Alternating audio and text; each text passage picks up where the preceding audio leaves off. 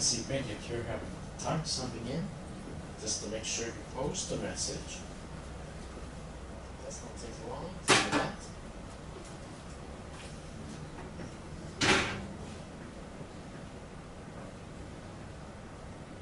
Okay, we got something. CSR contributes to the Africa's economy, education, and environment. Well, indirectly, the concept of CSR has contributed to the economy, education, and environment of South Africa because of the effort of some company. That's why we say it's corporate efforts, which is based on the idea of corporate social responsibility. So thanks, Eric. And then Zio, with the development of economic, the importance of environment has been considered more and more seriously. It's also our responsibility to take care of our environment. Now, this is a very good statement. It's indicative of today's situation inside mainland China. Well, they have done a lot of development in the past 30 years of China's reform, but it is only relatively recently that they have this consciousness or awareness that the environment has been hurt tremendously. So they need to do something in order to balance development and the environment's sustainability. Okay? Now let's see if we got some more. Yes, we did get some more from Sylvie. All about ethics. Very interesting. This is a very interesting part. Ethics is about what should we be doing or what should we not be doing.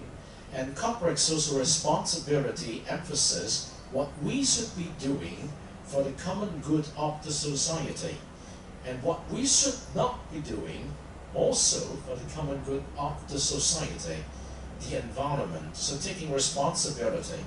An enterprise does not only care about the outcome and profit, but also taking steps to beautify the living environment for the general public. It's not just beautify, to sustain. Okay? The beautification is one. Each and every enterprise should try the best to do it. Thank you very much, Sylvie. And then, do we have some more? Let's see. Yes, Joel.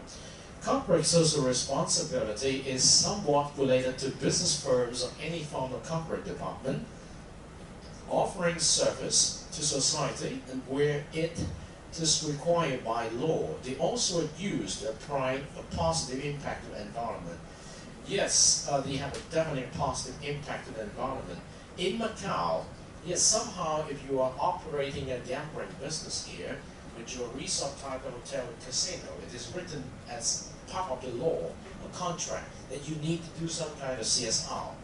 But until today, we see that ever since 2002, not quite explicitly by different gambling companies here yet. So let us see what's going to happen after that. Let's see what more. Here we go. We wait for some more.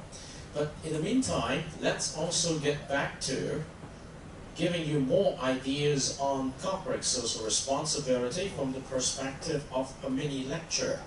So let's go for this. A mini lecture from the University of St. Gallen.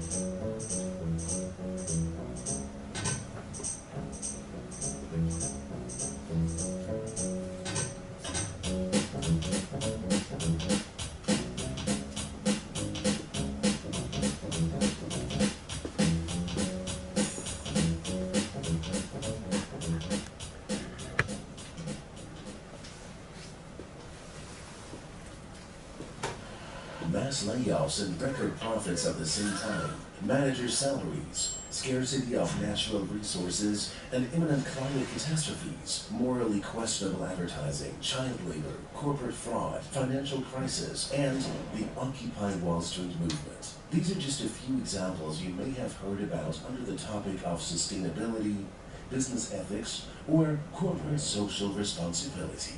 These themes raise questions about justice for current as well as for future generations.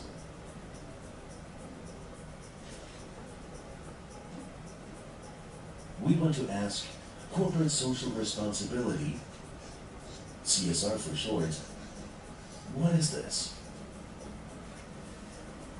This man made headlines a few years ago. In 2004, Angelo Ugolotti learned from investigators that he was chairman of the board of several companies set up by his employer, the Italian milk concern Parmalat. Angelo, however, had not even heard of those companies, and Parmalat was only responsible for the switchboard.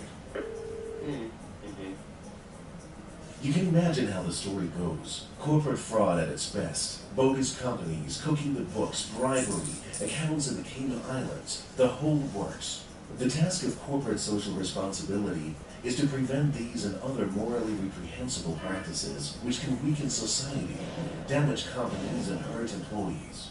More and more companies have realized the relevance of moral practices in their businesses, even though they have not always sufficiently implemented CSR yet. Concrete preventative measures are often labeled risk management, a term more commonly used for avoiding financial risks and damage to a company's reputation.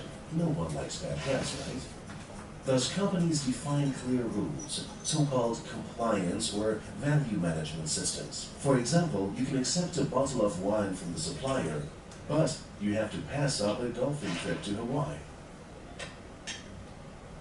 However, risk and compliance management are only one aspect of corporate responsibility correctly understood. Firstly, CSR is not just about preventing bad practices, like corruption and fraud and so on. Secondly, this approach does not question a company's business activities as such. In fact, compliance management could be an efficient control mechanism even in organizations like the mafia. The more challenging question is, how can companies contribute to a good society through good business practices? Oh, that's easy, they say. We'll create a charity foundation or donate a lot of money and thus do good. Wrong. That won't hurt and may even help, but it's not systemic change.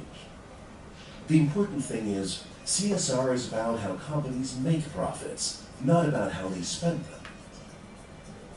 Corporate social responsibility must not simply be the repair center of capitalism. It has to demand systemic change in a market economy.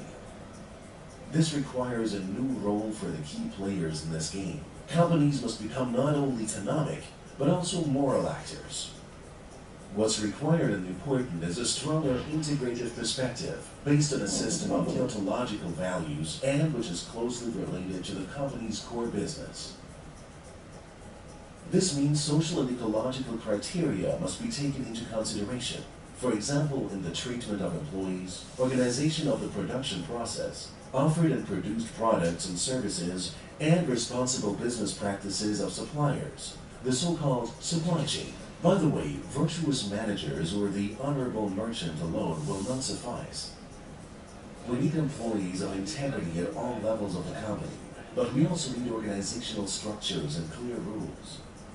But relying on a code of conduct is also short-sighted, because in extreme cases, it means act according to some given rules, which is the opposite of ethical reflection, namely actual thinking about good and evil, right and wrong. In other words, CSR is always about both individuals and institutional structure. In business ethics, one speaks of individual ethics and institutional ethics. But isn't that unrealistic? Shouldn't the state do more to promote a good and fair society? Granted, it is unrealistic, and that's exactly why such questions are important. Business ethicists don't just ask what the world is like, but also what it should be like, how it ought to be. At the very least, we want to suggest where the journey should lead. At the same time, we want to make practical suggestions about how to embark on that journey. One speaks of questions of justification on the one hand and of implementation on the other, preferably in that order. The state, particularly through politics and law, can contribute to the implementation of corporate responsibility, but only within a limited range. If we look at society from a bird's-eye view, we can spot different social systems. The economic system, the political system, the justice system, for example. One can speak of the functionally differentiated society we live in. About 60 or 70 years ago, some German economist came up with an idea that led to the development of the social market economy as we know it, particularly in Europe. The thought that a market economy should be embedded in a political framework that determines the rules of the game. This underlying idea is still important. but it has become distinctly more difficult to rely on the state alone. Societal differentiation has progressed because most systems have internationalized. Globalization is the magic word that applies to most systems, but not all of them. Politics, and particularly law, tend to be bound to one country's borders, while the economy, above all, is highly internationalized and globalized. This makes effective regulation difficult. Thus, it is now not only about the classic rules of the game, but also about the moves of the players, the corporations, in a changed and changing world. And beyond politics and law, civil society, in particular NGOs, have gained a strong influence on the economy, as both vicious watchdogs and as partners of business. In the society of the 21st century, we find new, rather odd hybrid constructs under the notion of soft laws. These are collective individual commitments to comply with certain social and ecological standards, such as collective industry agreements or the UN Global Compact.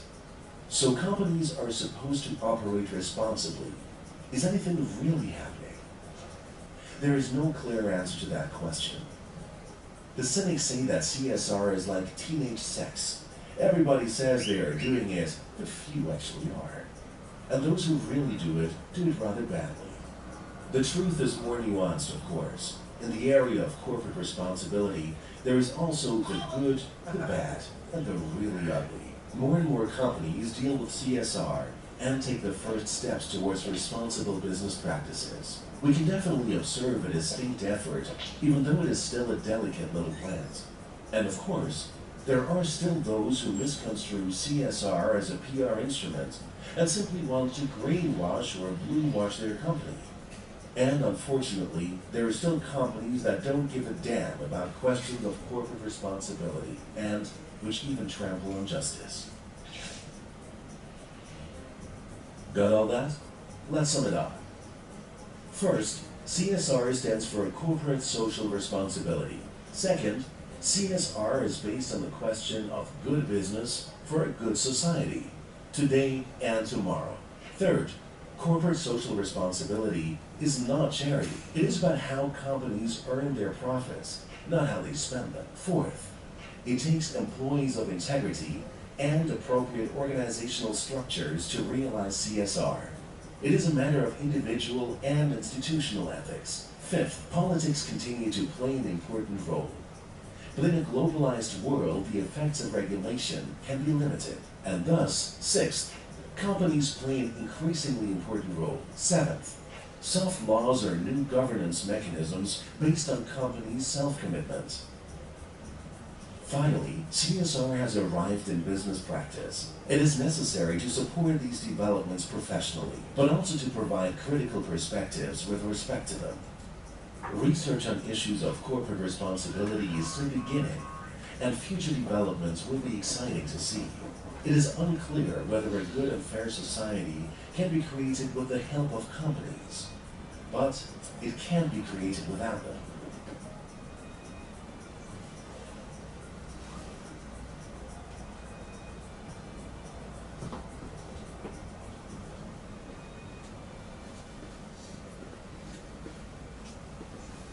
Oh, we almost forgot.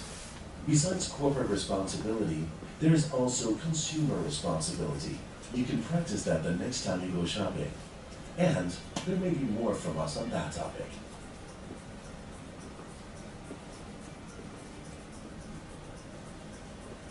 So we thank you very much for this wonderful short video, which has helped us understand a lot about corporate social responsibility. So with the remaining time, 2 to 3 minutes, please come back to this forum and continue to add your thoughts here before we carry on with today's topic.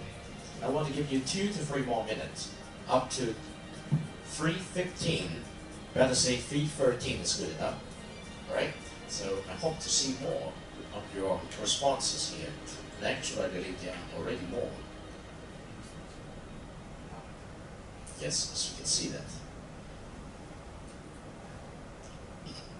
Wow, this is very interesting. Adolescence development. So actually, it's a very good perspective. And when we talk about digital divide today, we are trying to connect corporate social responsibility to personal development, sure, in the context of ethical basis. This is very interesting. And then Martin, CSR's approach to working with the whole world, very ambitious about education, economy, and environment. By this way, make every country more interact and developing. Okay, that's very good.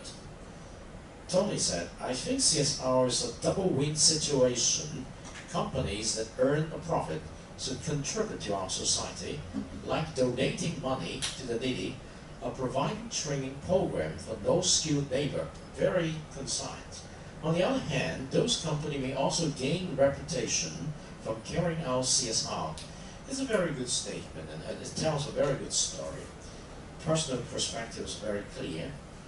And then Priscilla said, I think it's about a company which concentrate on making profit while caring about protecting the environment. Now, this is important, but beside the environment, you know, the idea that these days we are talking about the LARD, L-A-R-D, you know, NAC, which was produced by Kangkun company from Taiwan, okay, have been used in Maxim picks up in Hong Kong, producing a lot of the bolo bao, fried apple bun, okay, and if you have consumed quite a number of the fried apple buns from Hong Kong, thank you, you're set. But if you have been doing this in Macau, then several companies, including Donglongyang Bangdi, all right.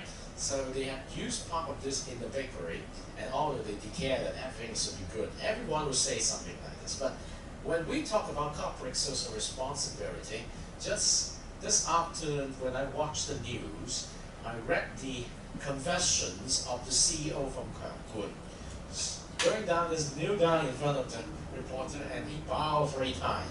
I'm sorry.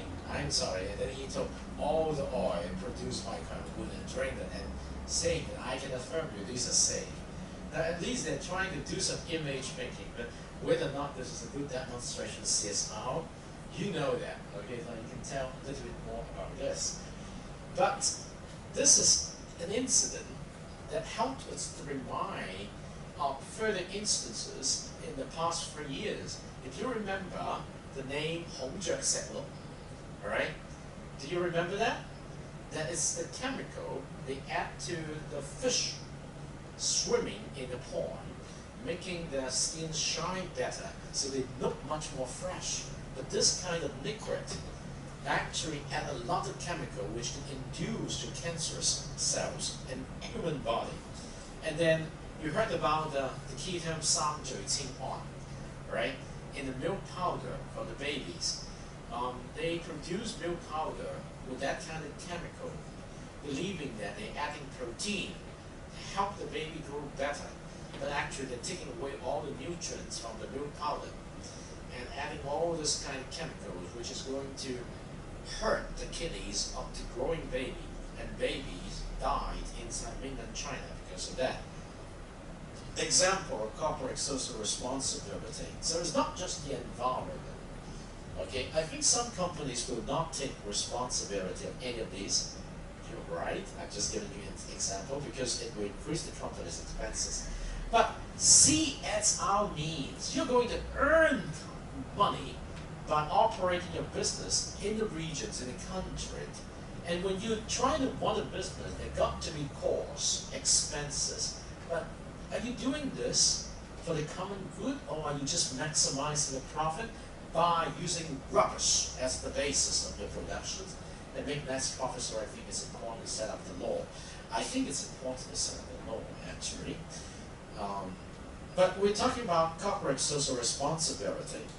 So these are governed by soft law, as interpreted and explained by the professors from the University of St. Gallen.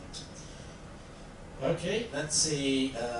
CSR is the company's sense of responsibility to the community and environment. Yes, I think that's so many poor children in the earth. We need to help them so that we set up the CSR to provide the education.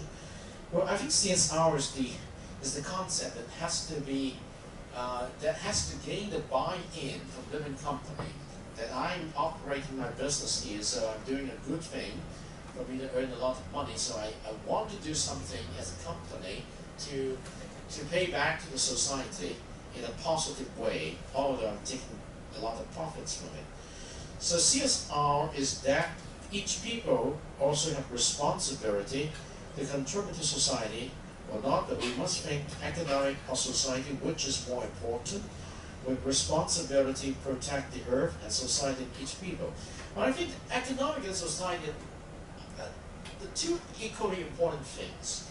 Economic developed in a society in which we have people living there, and without a society there's not such thing as economic. So if you want something good, you want to provide a good environment to nurture.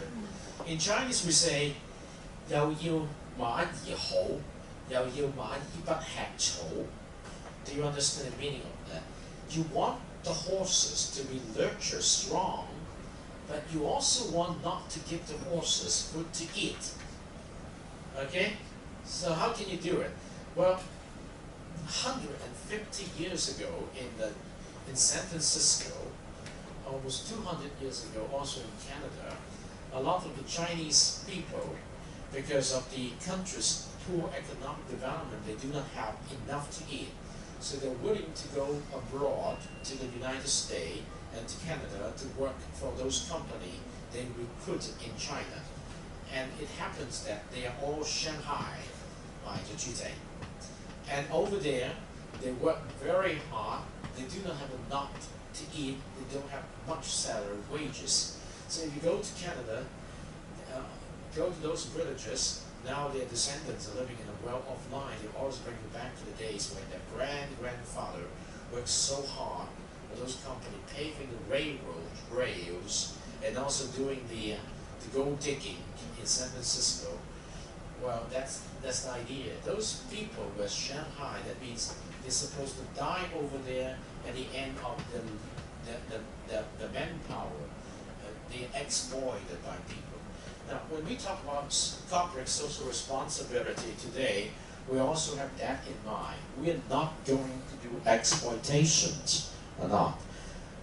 All right? So, when businesses, during the business activity, they should consider how to decrease the effect of environment and balance or limit the business activity. That's the responsibility of the company. But that is also a very good direction. You do not exploit environment. Today, one example of company exploiting environment is these are wood, okay? Where does the wood come from? They go to cut all the forests for the trees. But those forests, including the trees there, have grown there for 100 years. When you cut them all, it takes another several hundreds of years to have the forest rebuilt with trees. Do they have any corporate social responsibility when they do that? It looks very nice, but they use up a lot of trees. Okay? So very good. I can see that you are doing pretty good. Now let's go to the second topic for today. Today is day number 6. Okay, when you look at the schedule, we are supposed to talk about the idea of digital divide. What is meant by a digital divide? Well, divide means we're going to divide two different kind of things. One, they have something, and those, they do not have something. In the context of digital divide, that means we're going to see people who have the resources to use computer and intellect, and also those people who do not have the resources and computer and intellect. And also people who have the knowledge to use computer and intellect, and those who do not have the knowledge to use computer and intellect. So let me give you, on the very beginning, a picture that is happening in Australia, a relatively rich country, but a very big country too.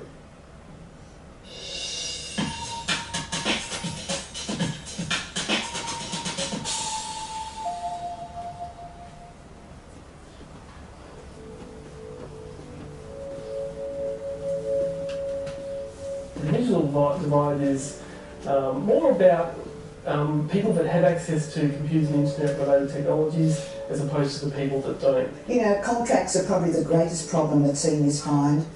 They're difficult to understand. There is so much small print. You can't make contact with these people because they're in buildings up above our level, and you can't just get access to the building, you have to phone them. Remote communities are invariably communications poor.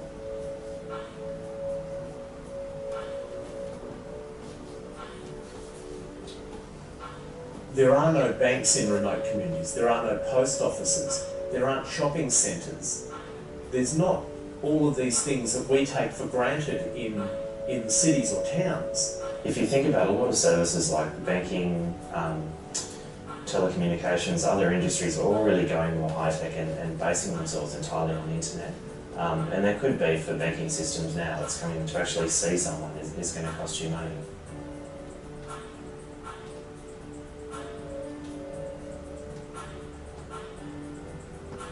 Not having any access to communications like things like a landline or an internet service provider or even a mobile phone has a really big effect on people who are homeless.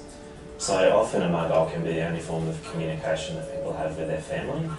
And if you're on that street, that can be a real lifeline.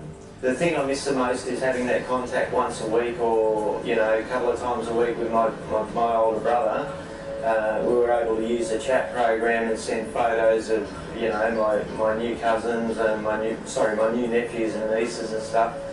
Not having that contact now, I miss it quite a bit, so I'm endeavouring to get that all squared away, but it's not an easy task. If a senior can't have some connection to family and friends, they tend to feel very isolated. And that's not a nice feeling. Communication is vitally important to everybody. Social media is one of the really important innovations recently, as well as being really beneficial to the mainstream population. What social media offers people is the opportunity to overcome really profound disability issues such as mobility. So the fact that you can have things like social media where you can all meet online, it's easy to keep track of people, you can have communication through things like Skype for free, it just opens up a whole new world.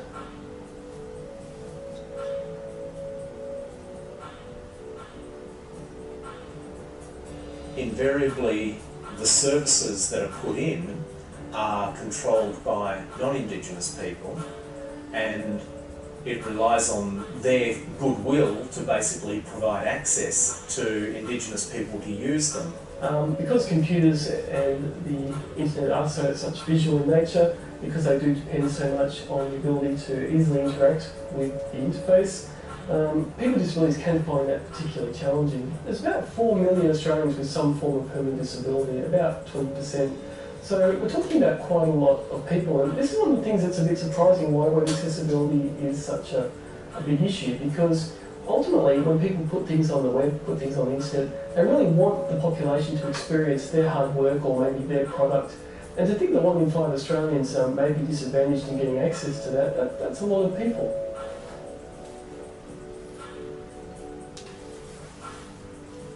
We really need to do a lot more about helping seniors to get online. There's only about 25% at the moment who are actually online, and so we need to make it easier for them. And one of the things that restricts a senior from being involved online is a lack of knowledge about it, a fear. So there needs to be good information out there that enables seniors to understand what the implications of being on the internet are, what the advantages are, and the things that they need to be aware of. Broadband and internet access, I think that's critical to be able to continue to learn beyond schooling, to have access to internet banking, to have access to the same sort of communication tools that all other Australians have.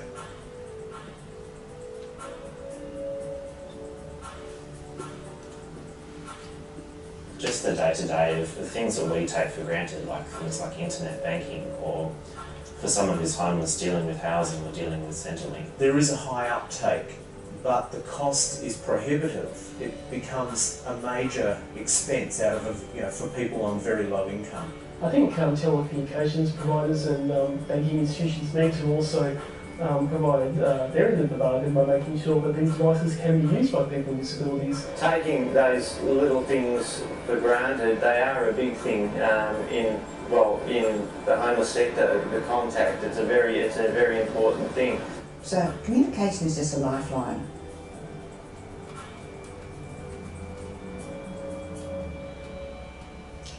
Yes, from this short video, you can identify who in this particular video, as described in Australia, needs help. Senior people who do not know much about computer and who do not have access to computer or internet access need help.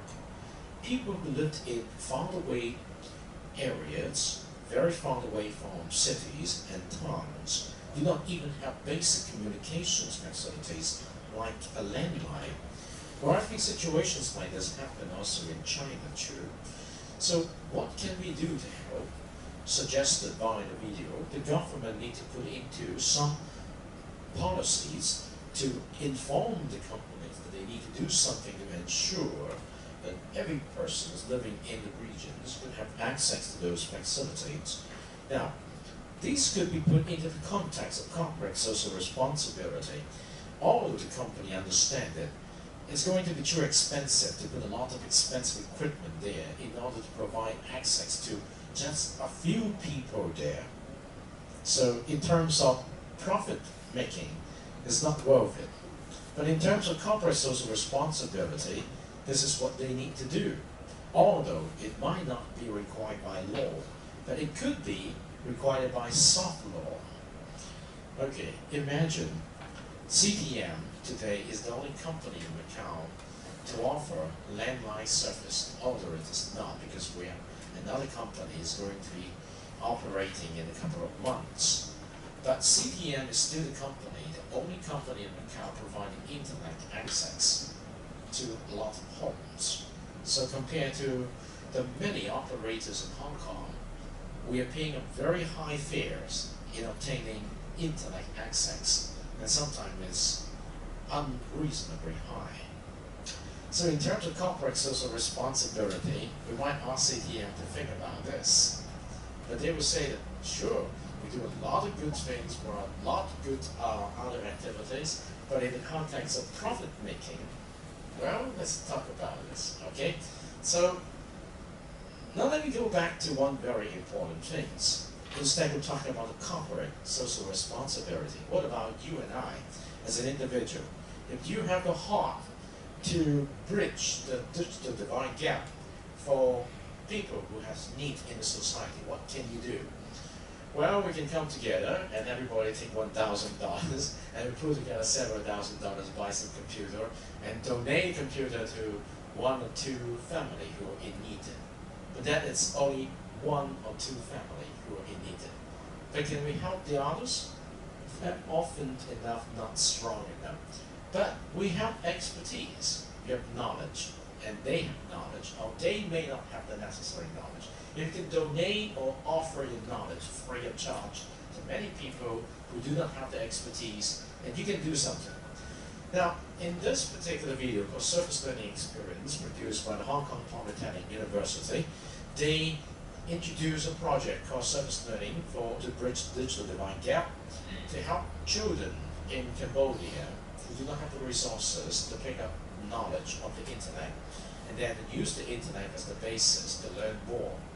And they often also bring a lot of care and love to different kids, particularly in this episode they used an orphanage as the basis for the college student from Hong Kong to visit there to bring love and warmth to the children, and also bring the Iron Man product there to set up a local versions of the CDM there, and with the donated mobile devices they distributed to the kids, so that they can set up classroom wherever they are with the power generator together with the Iron Man, and so kids with the devices like your mobile phone could gather together in a room or even in school and use the power and use the server there, and they download the whole Wikipedia in the Iron Man so that the whole Wikipedia is also mobile wherever they go, to use the knowledge there to help the kids to learn. Wow, the college students from Hong Kong do not know the Cambodian language, and most of the kids there do not know English. How can they communicate?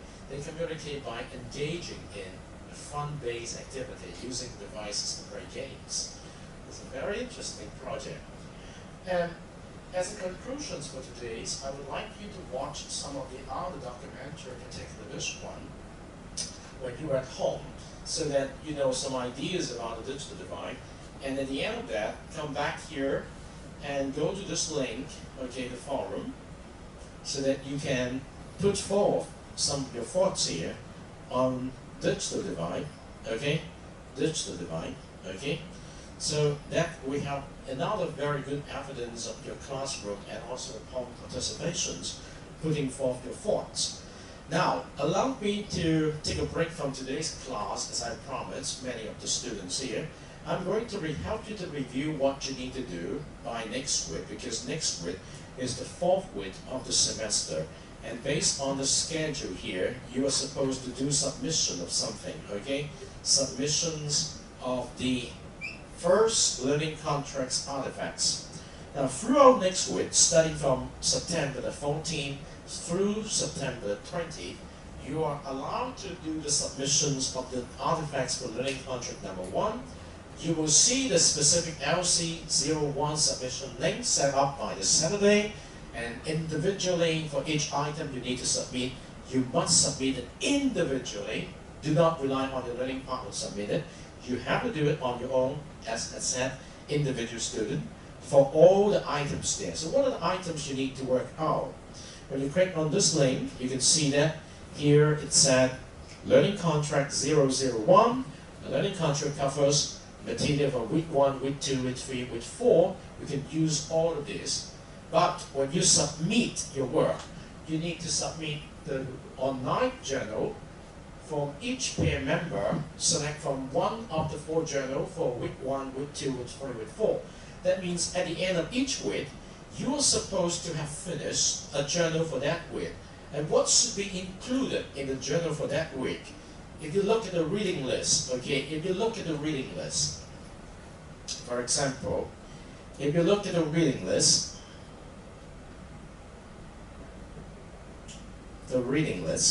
okay, in each week's reading list, we have a number of questions. For example, in week number 1, we have 2 questions, okay? What we expect from you in each week's journal is you must have done something for one of these questions, at least one of this question. So if on reading for week 1, number 1, you have chosen this question, what is web technology and its impact in life?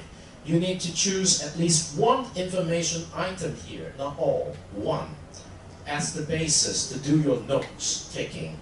Now, your notes taken from any one of this may not give you all the answers to answer this question. So normally, my experience tells me students will take from 1 to 3 items here when they take notes, okay, in order to gather enough of the information to answer the questions. Now, when you do the information gathering in order to do your notes taking, that means your journal here, okay, you have to follow the format which is called the OIA format, okay? The OIA format, it's very simple. Let's do it here. When you come to the OIA format, you go to the online activity, okay? And you come to here and you try to check the online learning journals efforts.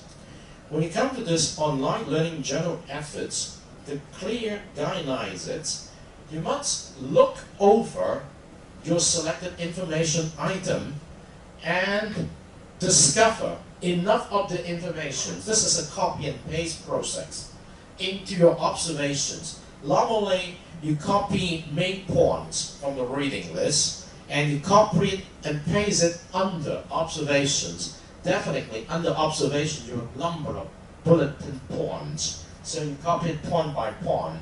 But when you copy it point by point, you also need to cite the source from which page of the material you have copied this information. So one thing you need to learn is you must keep track of which question you study and which information item you use as the basis to answer that question. And under that information page, if it has more than one link, you must keep track of the link of the individual pages, because those things are normally online on the web.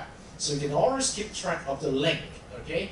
And then you must provide a link next to the observations. That way, you can always trace where you got the information. So this is mainly a copy and paste process. Now, after you've done some copy and paste of the information's material that is important, what you need to do is to come to the interpretations. The second one is called interpretations again. As your notes taking, you do point by point form, 1, 2, 3, 4. And each one of these interpretations could be an example of your analyzing the information. Now, what is the best way to demonstrate you have put some thought into analyzing the information? Is to turn the information into a questions of your own.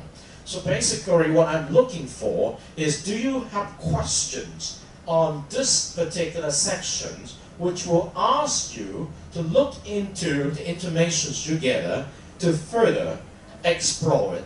So interpretations at your stage of journal taking are mainly questions of interest. And these questions are used for analyzing the information. Now, of course, there are different steps to do it. Don't worry much about it at this point. And then, you must, and often enough, when you try to ask questions about the information together, normally you need to look into 3 other relevant sources. Now, where do you get those sources? Go back to the questions, and underneath the questions, normally you have a number of information items. And if those are from Wikipedia, so much better, because at the end of each Wikipedia page, they have number of relevant resources. This is one way for you to expand your area of interest. So you must learn how to gather information, how to render questions, how to get more references to support your further explorations. And then, at a very preliminary step, to do some kind of conclusions, you need to come to the application and ask the questions. What are the lessons to be learned by analyzing those informations based on the question you come up with? And again, you do point form, 1, 2, 3.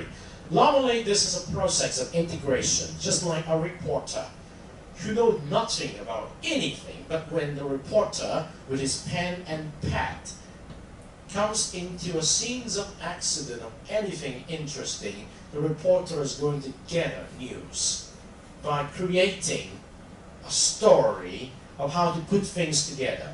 So here is basically your preliminary effort of coming up with individual stories. Does not have to be long, and put things into perspective. And those things, when you put into perspective, must help you to answer the original questions that you would like to explore.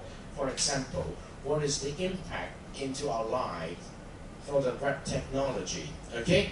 And when you do that, towards the end of your journal, you must list all the references. You must have 3 plus 1, the one that we choose to explore, and 3 more references, and the name, which questions you are going to explore, and which information item under the question you're going to explore. And you must include the number of week here. So if you select a question from week number 1, include week number 1 and then the questions there. Remember, in each reading list, week 1, week 2, week 3, and week 4, they have more than one question. But in each reading list, you are responsible for only working with one question. Okay? So over the past 3 weeks, including this week, you should have finished working with 3 different questions from 3 reading lists, and next week, it should be from your week number 4. And then your job is, once you've already finished some journals, you need to select which journal you want to submit. In other words, which questions you want to submit, because in the very first learning contract, each week's journal is equivalent to working out with one specific question. Okay? So you know that. Now once you got the questions and the journal ready, you must get your learning partner involved into the discussions using the peer-based discussion forum that I have provided here. for you, okay, the peer-based discussion forum. You see that on week number 3, starting from this week, right here you see there is something called peer online discussion forum for the 2 of you in your pair, and you use that to engage your learning partner to respond to your set of OIA, and you also need to get engaged in helping your learning partner to discuss his or her set of OIA. Now remember, the 2 of you in your pair must have chosen 2 different questions, even in the same week. You cannot choose the same questions, okay? That is the purpose and the design of this learning activity. So here we go. You know that the journal, and when you come to the discussions forum, you need to read this very carefully, because now you're given a set of OIA, and your role is to help your learning partner to look into his or her set of OIA and provide responses. The responses could be provided in the form of questions for your learning partner to further put some thought into the notes, okay? At the end of the discussion forum, you put together your learning journals and the discussion forum detail and get ready to write your part of the report. That is your topic. And your learning partner is going to write his or her part of the report that is her learning topic or his learning topic. And when you finish writing the report, the 2 topics, you put them together and that will be your report. Now, how do you know the format of your report? So let's go back here. When you come to submissions, okay? And then when you come to artifacts number 1, so the report, you have the guidelines here, okay? Read the report's guidelines. Okay, I'm going to make sure this link is going to work out, all right? So don't worry much about this. Let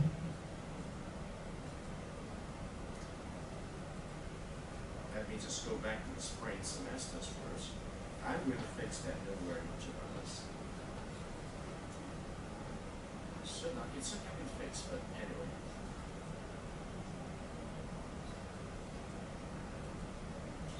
So your report's guidelines should look something like this. Your report must have a cover sheet. Now this is exactly how you can do it in a Rootkis data, but in the context of a Microsoft Word document, your Microsoft Word document must have a cover sheet, the title page, the table of contents, the introductions, the aims and purpose of the report, your literature review. If you have done one topic, you should have at least 3 references. The 3 references, you must put a very brief introductions of what each reference does. And your observations, your interpretations, your applications, and this is conclusions, okay? And then all the references put together. So that it's something like a report. It does not have to be long. When you put them together for your first report, I would say 2 to 3 pages for one topic and 6 pages for 2 topics, so it should be done. But when you do that, you must name your topic, because this report should contain 2 topics, one from you and one from your learning partner, okay? But they should be structured in this format, all right? So don't look down on this OIA. It's a basis for critical thinking. Now, I'm going to give you a concrete examples of the journals writing by tomorrow when I'm going to post it on the Moodle environment. So you please watch it a little bit very carefully, and then you can do it. And I'm going to fix this guideline page for you. I just don't understand why it does not work this time. Okay, I think I'm going to end my class here today, and if you still have questions, you can ask me until 4 o'clock, okay? So let me end my class first. So that's it for today's CISG 114, Section 1, Web Technology and Light on September 11, 2014. Until next Monday, stay in tune.